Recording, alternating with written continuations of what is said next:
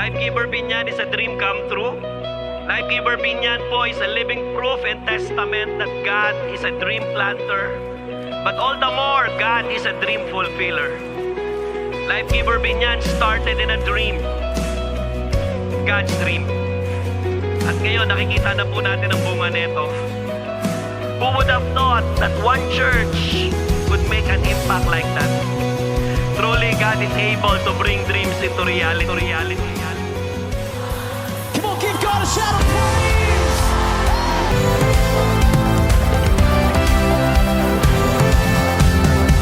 I've seen you do it before. I believe you can do it again. You are all powerful. God, you're on the throne, and we all know you can do a miracle. You're the Lord of all. Kayang-kayang gumalaw ng Diyos sa buhay mo. Walang maliit, walang mahina, walang hindi able, walang hindi kayang gamitin ang Diyos. I know you can. Nothing is too hard. Nothing is too hard for. I know it. I know you can. There is no other. Nobody greater than you. Shout of praise tonight. Mula sa maliit na simbahan, ngayon ay gumuguhit sa kasaysayan, hindi palakihan ng church, kundi patibayan ng simbahan. Give you praise. Say Jesus. Jesus. Say Jesus. Shout Jesus. Shout Jesus. Jesus. Malayo na ang inyong napuntahan. Pero wala pa sa kalingkingan ng plano ng Diyos ang inyong nararanasan. I am just overwhelmed. No, you are indeed a testament that God is able. You are more than able.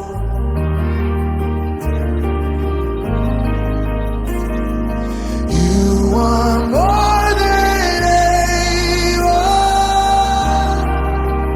You are. Bakit po naipanganak ang Life Giver Binyan? Bakit? Bakit kailangan ba ipanganak ang simbahan? Because God saw na may mga kabataan na abused and unloved, na nangangailangan ng healing, nangangailangan ng acceptance, na naghahanap ng family, naghahanap ng love, na hindi nila mahahanap at hindi talaga nila mahahanap sa mundo, pero sa church matatagpuan nila.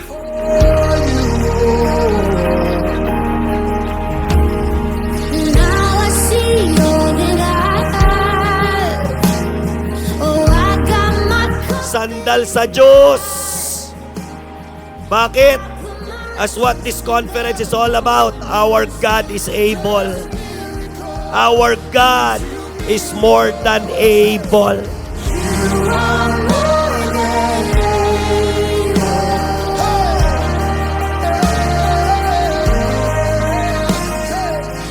What more? You want more?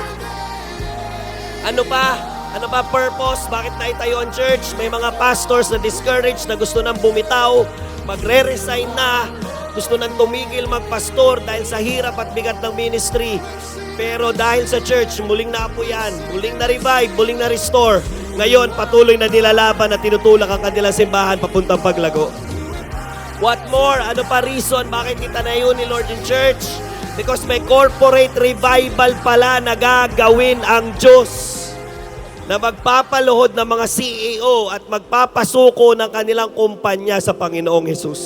Splendor of a king, and clothed in majesty, let all the earth rejoice, all the earth rejoice, 'cause he rides. I believe that in the next 10 years, you will be celebrating 20 years of God's goodness. Nasasabihin mong, hindi ko maisip kung paano kami dinala ng Diyos dito. How great is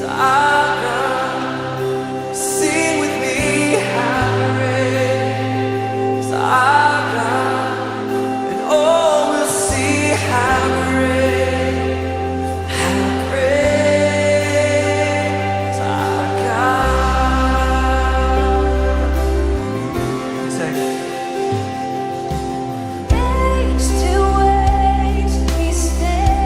Our good God wants to do more in you and through you, more than you have the ability to ask or imagine. Di ko po alam kung ano storya ninyo. Di ko alam pinagdadaanan ninyo. But God can do more. God can do more in you as parents, as students, as employees, no, businessmen, as ministers, pastors. God can do more. Is our God. Sing with me, how great is our God, and all will see how great. Walang sayang sa pag-iwan ng pangarap para pangarapin ang pangarap ng Diyos. Hindi na sayang ang mga taon ng pagluhod at paniniwala na may pagdadalhan siya sa simbahang ito at sa akin mismo. Pagpapala sa akin na magkaroon ng ministry partner na ang laki ng puso para sa Diyos at sa tao, na hindi lang asawa, kundi pastor na sumusuporta sa calling ni Lord at sa akin. Buti na lang niyakap ko ang vision ni Lord sa binyan. Yon ang nagtulak sa akin para mas galingan sa discipleship, mas lalong hawakan ng maayos ang ministries, at naging kagaanan para lumakas ang simbahan. Naniniwala akong there's more. At kung saan pa kami dadalhin ni Lord, patuloy akong susunod at maglilingkod. Mabuti na lang hindi ko binak si Lord. Sa pagsama kong ilaban ang vision ni Lord. Unti-unti ko nakita kung paano nagkatotoo ang pangarap na magmamother ang church. Ang mga dating life group ay unti-unti naging satellite. Malilit na gawain na pinalaki ni Lord. Mas maraming mission ang binuksan ni Lord, at ang simbahan yun ay nagiging pagpapala na rin sa ibang simbahan. Sa dami ko naranasan, na-realize kong walang perfecto simbahan. Pero basta tapat ang simbahan sa pinapalakaran ni Lord, totoong may blessing sa pagsunod. At nagbubunga o magbubunga ang lahat ng papapagal para sa Panginoon. The church life giver is very anointed. Tinawag for a bigger call. Ang tindi ng responsibility para makapag-create ka ng simbahan na establish ang ministries, growing ang leaders, ang daming kingdom financiers, at merong mga growing satellite in just 10 years. That means hindi saktong calling ang meron ng binyan. I realize, once ang pastor ay hindi distracted at totally aligned with God, sa mentor niya at sa mother church, talagang may pupuntahan ang simbahan. Lalo na if ang pastor walang kahit anong personal interest, kundi interest lang ni Lord.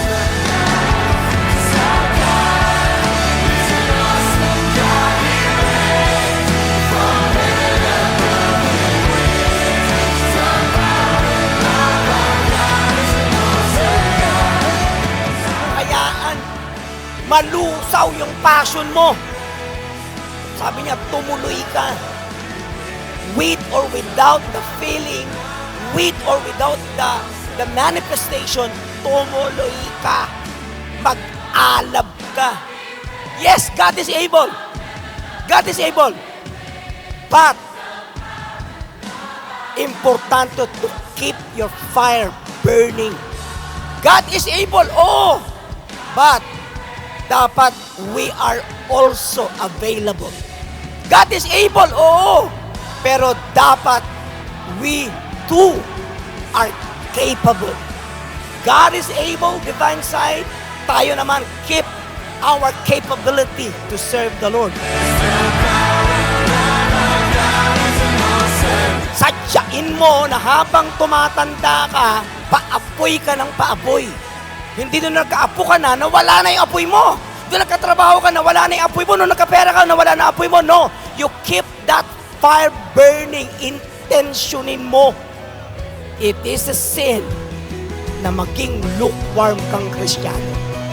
Dapat ikaw ang source ng apoy at zealousness at enthusiasm sa church mo.